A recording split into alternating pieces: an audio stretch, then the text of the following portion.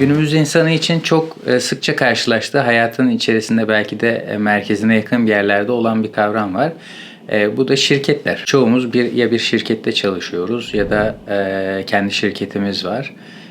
Devlette, yani kamuda çalışanları hariç tutuyorum. Kamu şirketleri de var tabii ki ama çalışanların çok büyük kısmı Türkiye'de de özel iştiraklerde çalışıyorlar.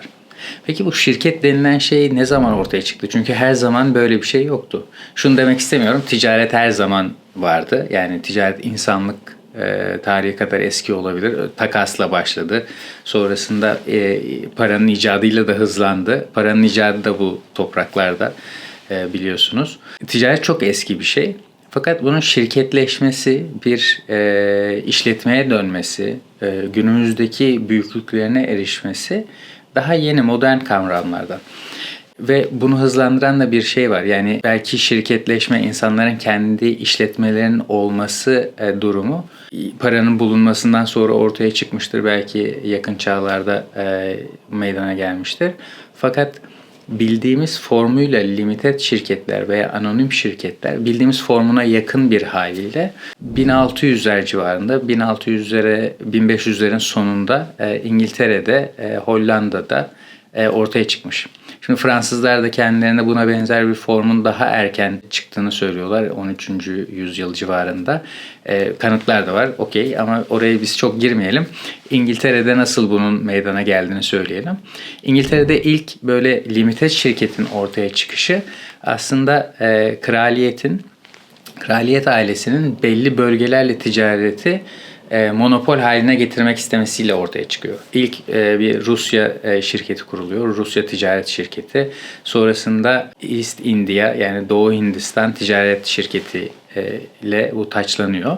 Monopol ne demek derseniz, monopol şu: o bölgeyle belli başlı ürünlerde ticareti sadece tek bir işletmeye veriyor. Ve aslında ticareti kontrol etmiş oluyor. Ne oluyor? Hindistan'la olan tüm ticareti bu East India Trading Company'ye verdiğinde, bu monopoliyi sağladığında başka hiç kimse ticaret yapamıyor. Dolayısıyla oradan ortaya çıkan refahın, yani zenginliğin tamamını o şirket üzerinden kontrol edebiliyor.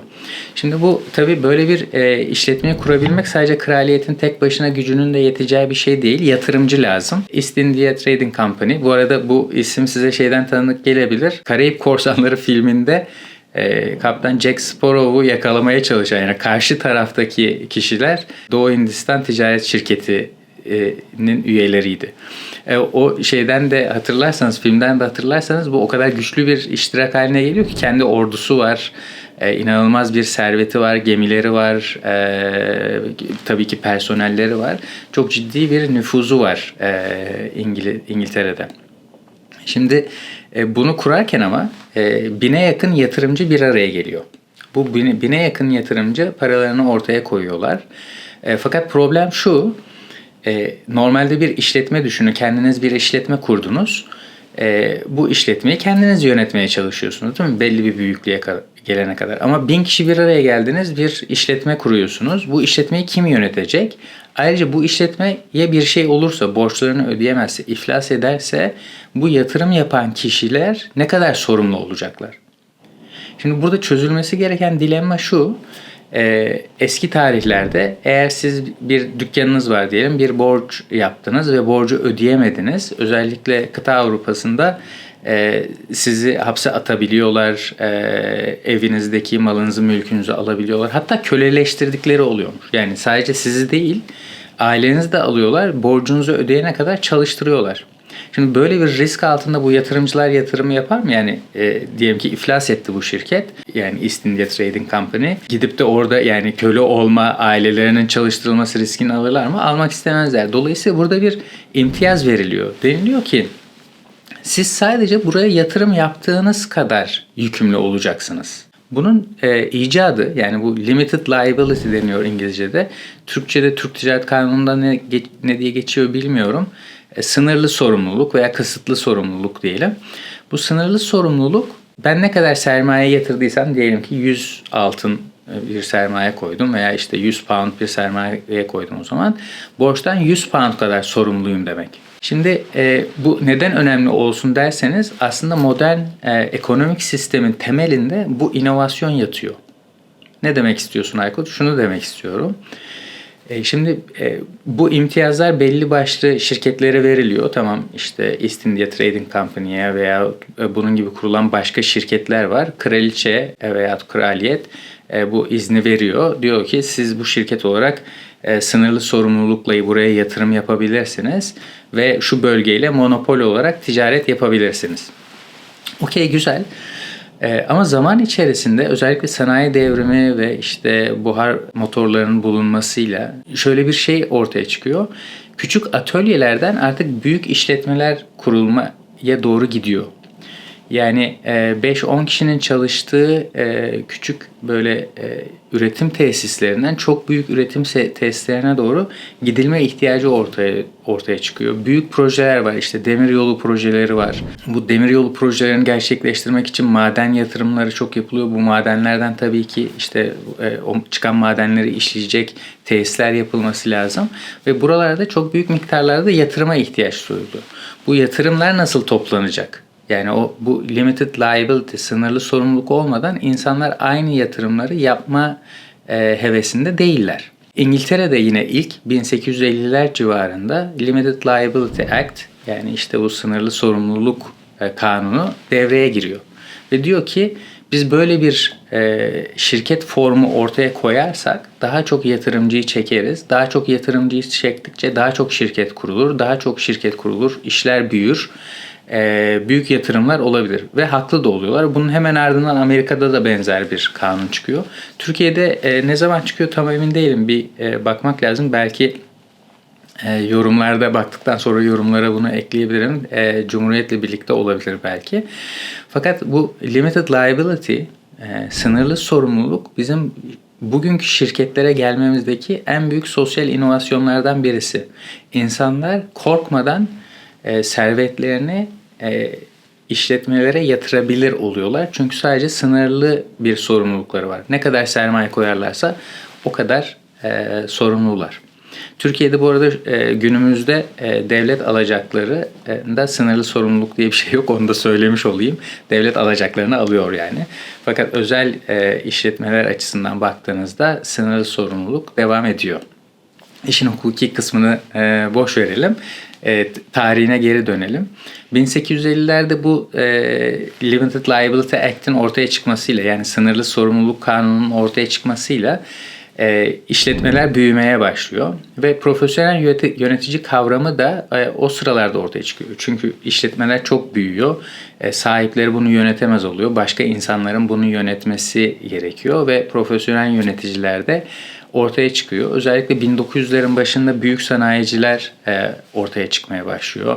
İşte Amerika'da özellikle Ford'un sanayi ve üretim üzerinde çok büyük bir etkisi var. Çünkü çok büyük bir yenilik yapıyor. Seri üretim bandında üretimi devreye sokarak ve çalışanlarına yüksek ücret vererek. Benzer dönemde Frederick Taylor'ın ortaya koyduğu bilimsel yönetim yaklaşımları var ki bu da şirketlerin gelişmesine ön ayak oluyor. Hemen ardından 2 tane dünya savaşı var. Bu dünya savaşları tabii savunma sanayine yapılan yatırımlar ve oradaki müthiş bir üretim ihtiyacıyla özellikle teknoloji yatırımlarında ve teknoloji üretimlerinde geliştiriyor. Özellikle de 2. Dünya Savaşı'ndan sonra Amerika'da büyük bir patlama oluyor. Yani üretim patlaması ve bir refah patlaması oluyor.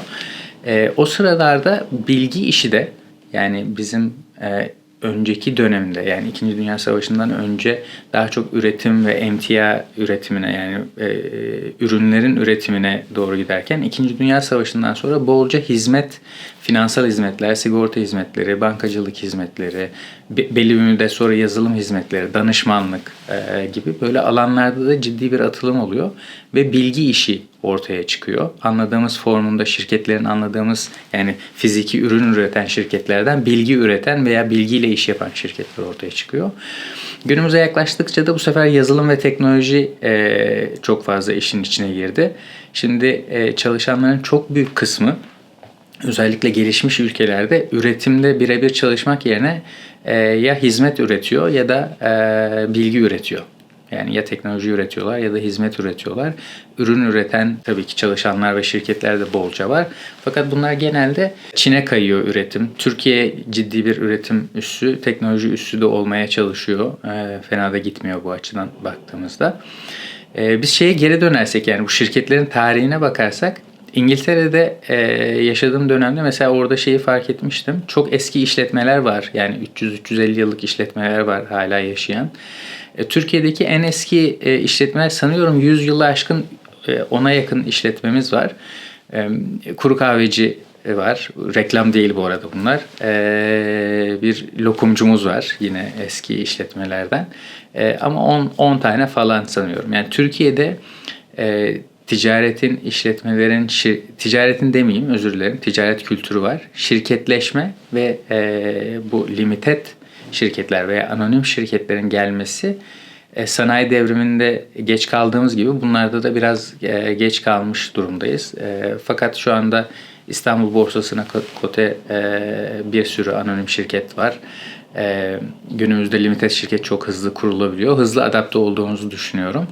Şimdi limited şirketler ve anonim şirketlerle ilgili böyle Türk Ticaret Kanunu'na falan girip iyice sıkıcılaşmak istemiyorum. Ama şirketler nasıl oluştu, nereden geldi, ilk şirket neredeydi, profesyonel yönetim nereden geldi? Bununla ilgili de böyle kısa bir bilgilendirme videosu çekmek istedim. Sizin bildiğiniz Türkiye'de eski işletme neler var? En eski başarılı şirketlerimiz neler? Dünyada bildiğiniz eski şirketler kimler? Yorumlarda paylaşırsanız çok sevinirim. Kendinize çok iyi bakın. Selamlar. 3, 2, 1